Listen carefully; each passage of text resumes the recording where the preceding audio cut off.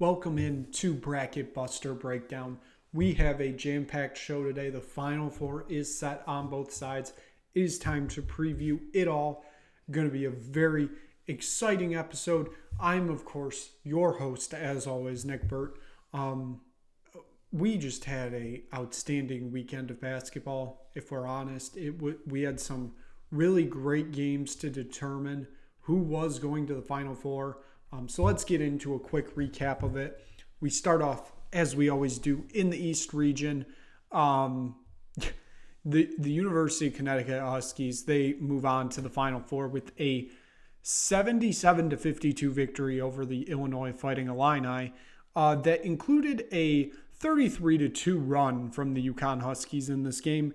A just absolutely dominating performance from Dan Hurley's Huskies. They move on to the Final Four for the second year in a row. Of course, looking to make it back-to-back titles. The first team to do that since the 06-07 Florida Gators. And this UConn team very much does look unstoppable right now. I don't really think there's much in the way. I mean, if you just kind of look back at Saturday's performance against Illinois was a good team coming into this game. People were giving Illinois a chance, but not a great one, but they were still giving them a chance. You ended up with, Donovan Clingan leading with 22 points. I believe he had 10 rebounds, 5 blocks. It was just a outstanding performance from him. Of course, you had, Cam Spencer and Alex Caravan. You had Tristan Newton, who had kind of an off night. Same with Stephen Castle.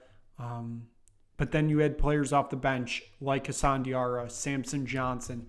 You had those guys kind of making those impactful game-making plays to keep UConn afloat in this game, because there were some points where it was a little bit sketchy. It was a little bit questionable, but UConn, they move on to the Final Four for the second year in a row. We move on to the South region.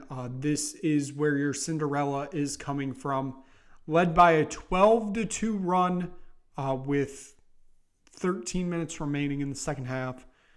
The NC State Wolfpack advanced to the Final Four, their first one since that Jim Valvano-led team back in '83. They move on to the Final Four with a 76-64 victory. Like I said, things very much favored the Wolfpack right as that 12-2 run started, and there was no coming back for Duke from that. Duke was, I believe, a 38-36 lead at that point. That 12-2 run obviously exacerbated that lead to 48-40, I believe it was. And it was no coming back for the Duke Blue Devils. Their season ends here. I'd say it's a pretty disappointing season. I know a lot of people expected this Duke team to be better. When you end up with a run like they had, where they faced off against Vermont, not a great Vermont team. When they faced off against a JMU team, they didn't have to play Wisconsin. Now, I'd argue JMU probably would have been the tougher test. Then you face off against Houston, a team that did not have their star player most of the game because he got injured. And then you go up against an in-conference rival that you faced multiple times this year and that you should be beating, and you go out and lose by 12. That's just not great. Not great at all. Not a great performance from Duke 10 this season. You had Kyle Filipowski following out with like 5 minutes remaining in the game. You had Tyrese Proctor, who put up 0 points on the game. This team was led by Jared McCain, who had 32 points on the game, but it wasn't enough. When you're going up against the big man, DJ Burns, who's putting up 29 points against you, it's going to be a rough day. NC State advances to the Final Four, where they will be facing off against the Purdue Boilermakers. They win their Midwest Regional 72-66 against Tennessee. Tennessee, they had the game and then they lost it.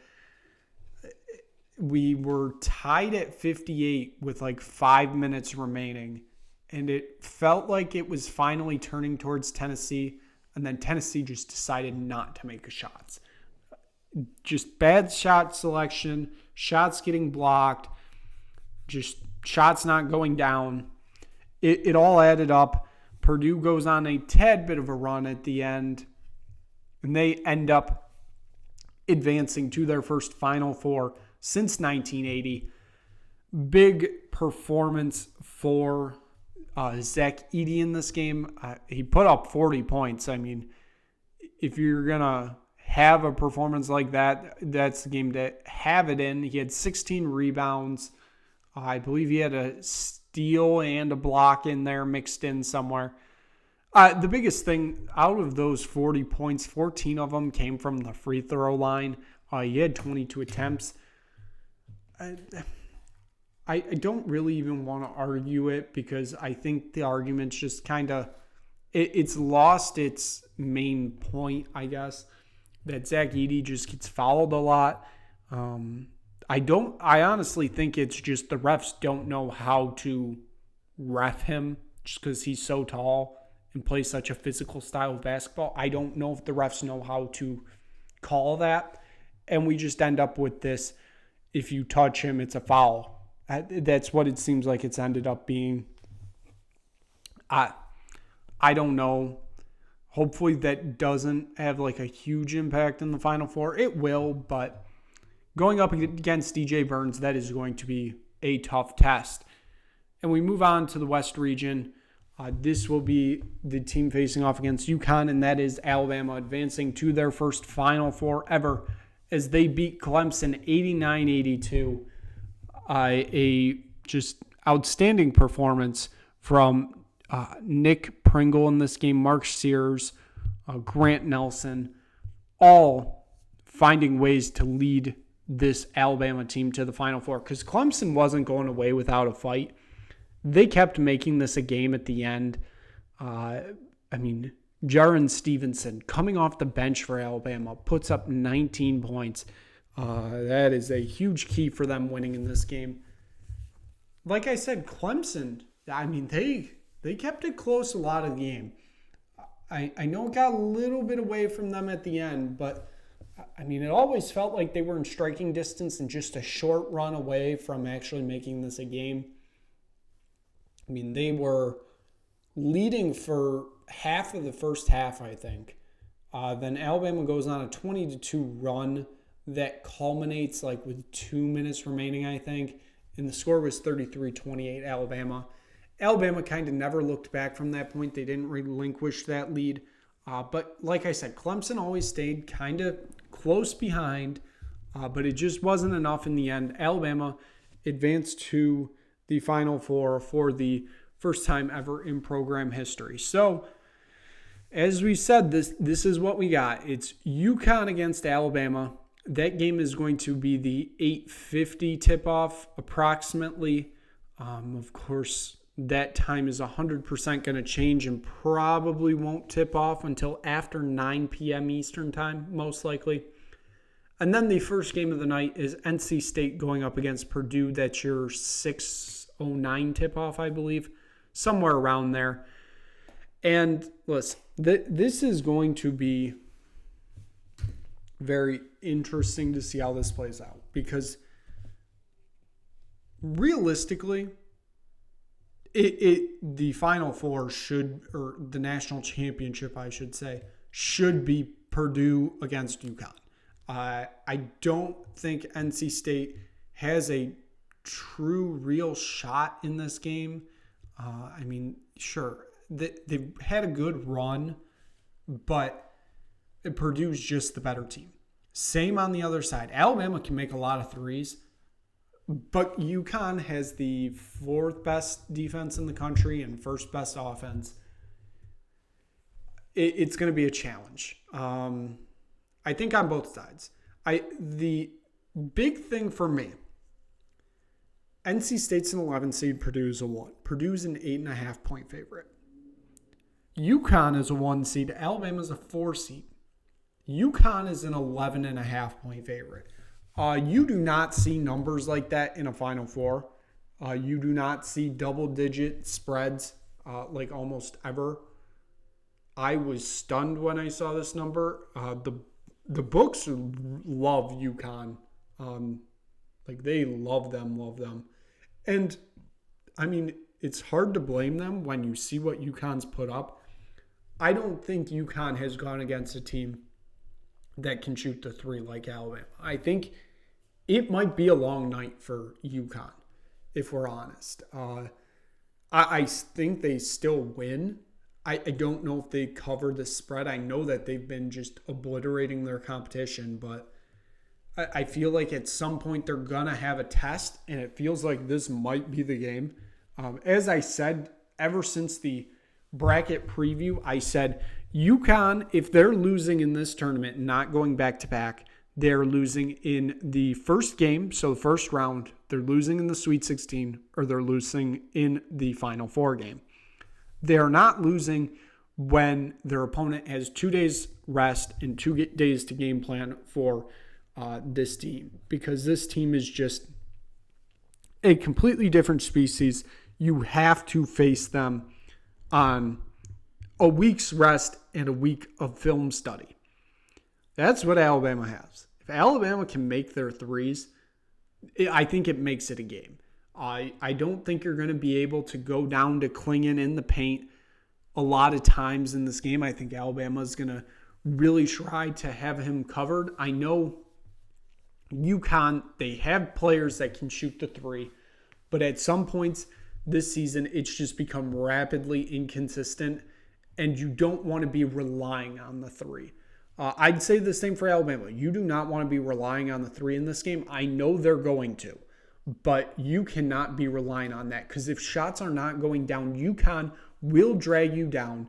They will drown you, and you will be looking at what Illinois was looking at a 32-2 run over like a 10-minute period. You cannot let that happen. You have to make shots in this game. Alabama is going to have to play an A-plus game, I think, to even have a shot of winning. Just UConn is that good. UConn, I think you can play a B-plus game with Alabama playing an A-plus game, and UConn still win. Anything less than A-plus from Alabama, UConn is winning this game. I don't really see a massive challenge. The biggest thing now, UConn, as of right now of recording, it's 9 p.m. Eastern Standard Time on Wednesday, or Eastern Daylight Time. I don't know. UConn has still not left for Phoenix. They, for some reason, are the last team to fly out, as the NCAA determined. And they're having mechanical problems with their plane. So they are currently still not in Phoenix. All the other teams are there.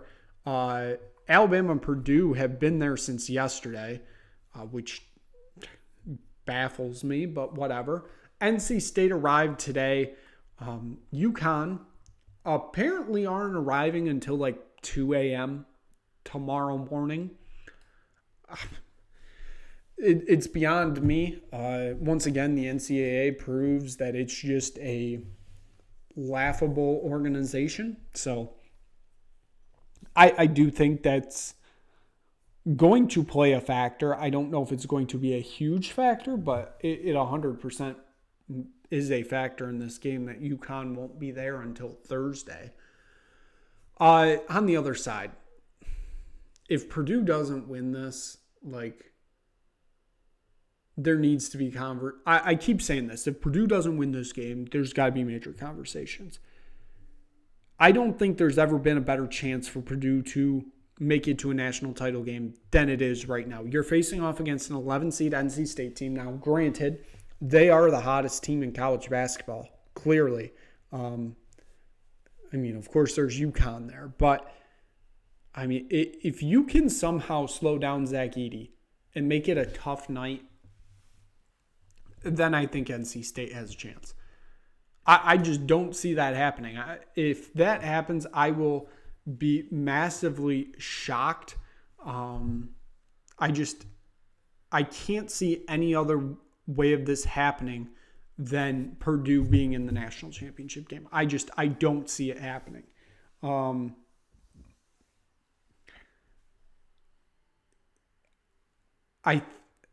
It seems like we are destined for a UConn Purdue national championship game, which I'd be completely fine with. You're basically putting the two best teams this year up against each other, and that's fine. I'll completely enjoy that. But something just worries me that one of those teams is going to slip up. We're going to end up with, an Alabama-Purdue national championship or a UConn-NC State national championship, and it's just going to be bad. It's going to be bad. You're not going to want to watch it, especially if it's UConn-NC State. Like, that game might be like I don't even know what the spread would be for that game. I would assume that it would be more than 11.5 in UConn's favor. Because, yes, this NC State team is fun, but I feel like once they run into a UConn, it's not going to be pretty. FanDuel, they currently have the line for a potential NC State UConn game at UConn as a 15.5 point favorite. That is just absolutely disgusting. If you want to take a look at the other hypothetical matchups, Alabama-Purdue. Purdue is a 5.5 point favorite in that one. An Alabama-NC State national championship, Alabama is a 4.5 point favorite in that one. And a UConn-Purdue national championship, UConn is a 5.5 point favorite in that one. I still think this is UConn's tournament to lose. It just seems like this is perfectly set up for them, but it's hard to go back-to-back. There's a reason we haven't had a back-to-back national champions since 06-07. It's just as plain and simple as that. So given that is your men's Final Four preview. Of course, let's take a look at the women's side. It was a very odd weekend, especially in Portland, given that they had two different three-point lines, different distances, and how they didn't catch it until the second to last game. Absolutely mind-boggling to me. That is just, it's so amateur on the NCAA side looking like that. It's just not a good look. But let's get into it. South Carolina continues their undefeated season. They defeat Oregon State in the Elite Eight 70-58. They move on to the Final Four in Cleveland.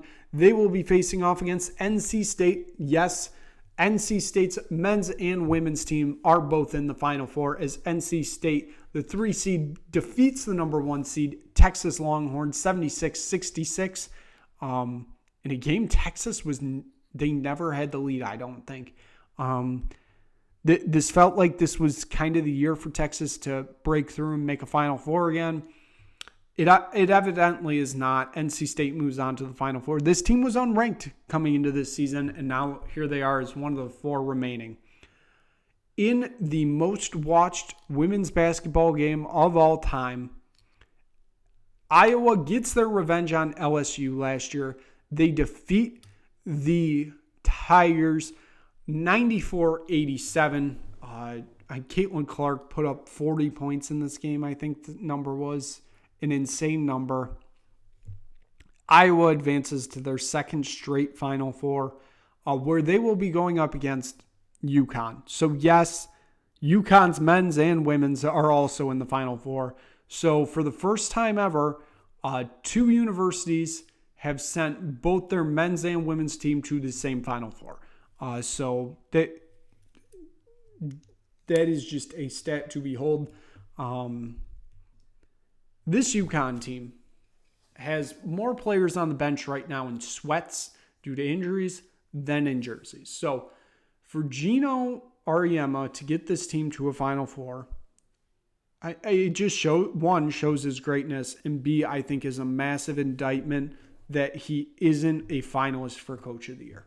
The fact that he is not a finalist is just absolutely mind-boggling to me. This team has dealt with so many injuries this year, and yet they're still here.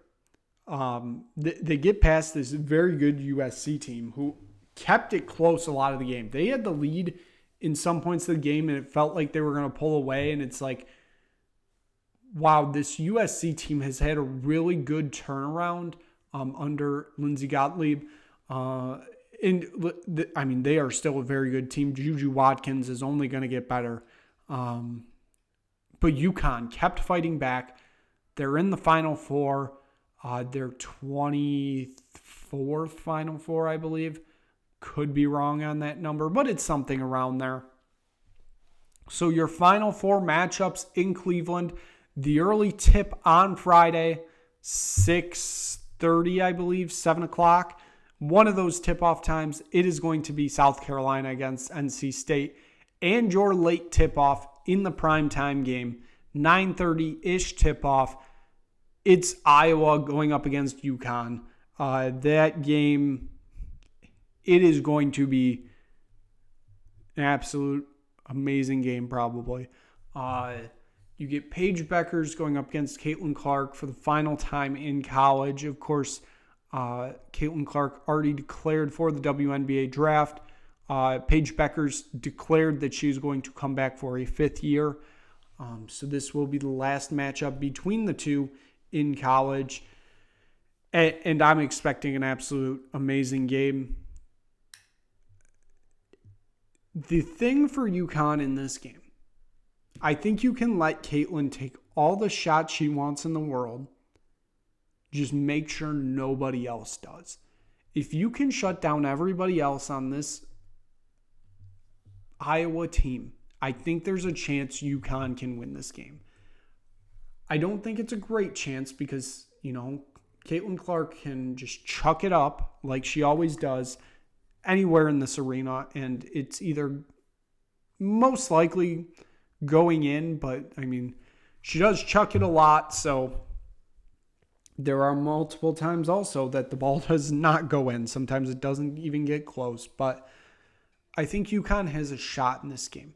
I think Gino can find a way to get past this team, this Iowa team. I wouldn't be surprised by it. I still think Iowa is going to end up winning this game, and I think NC State is kind of just their sacrificial lamb, kind of. The South Carolina team, they're kind of unbeatable right now, it feels. I know that, they've had some close-ish games this tournament run. The Indiana game at some points looked like, hey, South Carolina's slipping up here. Oregon State, same way. Felt at some points like, hey, they're slipping up here. I think we're headed for a South Carolina-Iowa national championship. I still think South Carolina wins it all. Caitlin Clark can chuck up as many shots as she wants. The South Carolina team's just better. It's plain and simple. South Carolina is just the better team. And I truly don't see a way South Carolina doesn't win this national championship. I think they finish off the unbeaten season. Because they've already played UConn once this year, and they just obliterated them. I think this is South Carolina's title to lose. So, given that is going to wrap up this Final Four preview for both the men's and the women's side. We have some great games coming ahead to end off this college basketball season. It's going to be enjoyable no matter what. So, thank you so much for tuning into this episode of Bracket Buster Breakdown.